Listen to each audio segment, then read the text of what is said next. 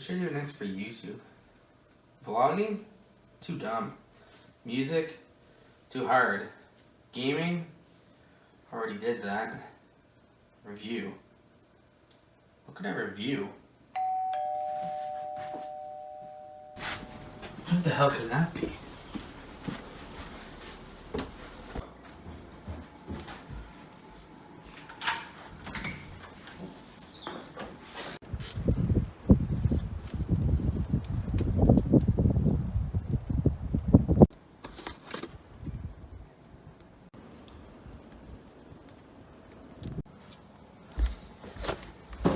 The fuck?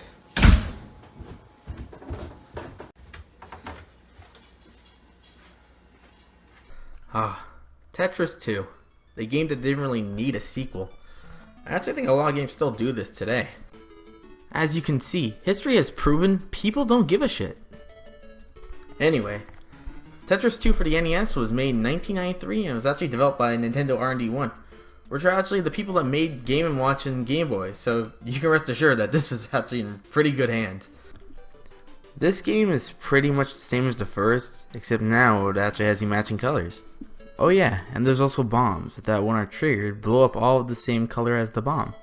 The game also adds little animations for every 10 rounds, which is pretty cool. Yeah, anyways, let's check out the box. Okay, I'm not joking when I say I actually really like the box art. If I were a kid back in the early 90s and I saw this game, I would have thought, wow, this doesn't actually look like shit. To be honest though, no kid would have bought NES games in 1993. Hell, that was 2 years after the SNES came out. They should have just made the game for SNES. So here's a brief history of Tetris. It was made by a man named Alexei, sorry I'm gonna butcher this, Polgatov, in the year 1984. It's about putting blocks together to achieve your goal, which is, well, putting blocks together. Tetris is a fun game just because of how simple it is. Even a 3-year-old could even play it.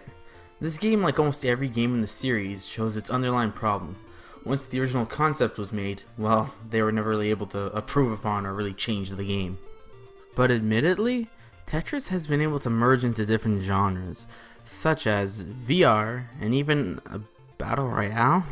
Really? Okay, whatever. Back to the game Tetris 2. Overall, it's just alright. If you can get it for cheap, I would highly recommend it. Otherwise, just save your money. It's not a bad game, but it's not that great. So, there you guys have it. That's Tetris 2.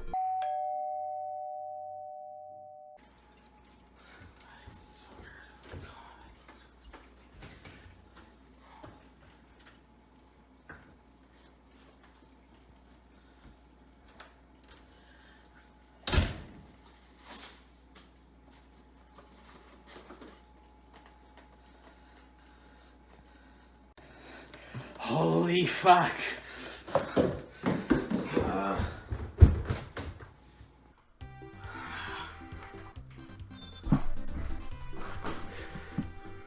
You know when I said that they should have made Tetris 2 for the SNES, a real game?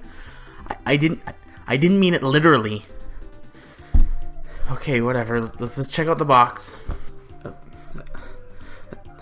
What the fuck am I looking at here? This how does the more modern one look way worse than the original? It looks like a 2-year-old made this in Photoshop. What the hell is this? It looks like complete utter trash.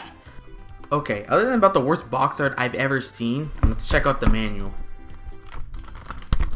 Okay, yeah, there's nothing. Let's play the game. I can't believe my eyes. This game, it looks like shit.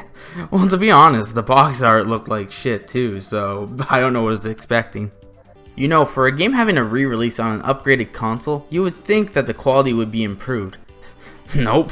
Far from it, actually. Instead, what people were greeted with was a product that never surpassed the original, and even further, couldn't even meet the standards set by the original version. I would even go as far to say it's worse. I mean, just look at it. As soon as you start the game, you're greeted with garbage.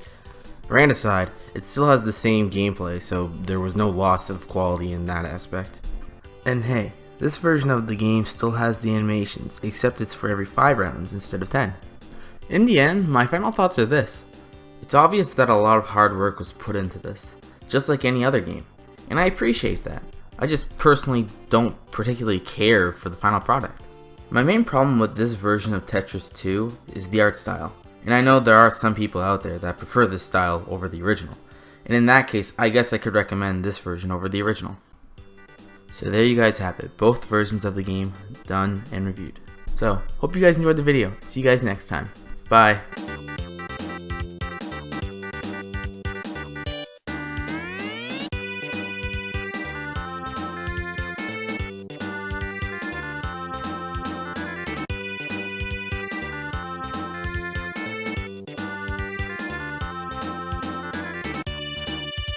That's it. I'm done. Yeah.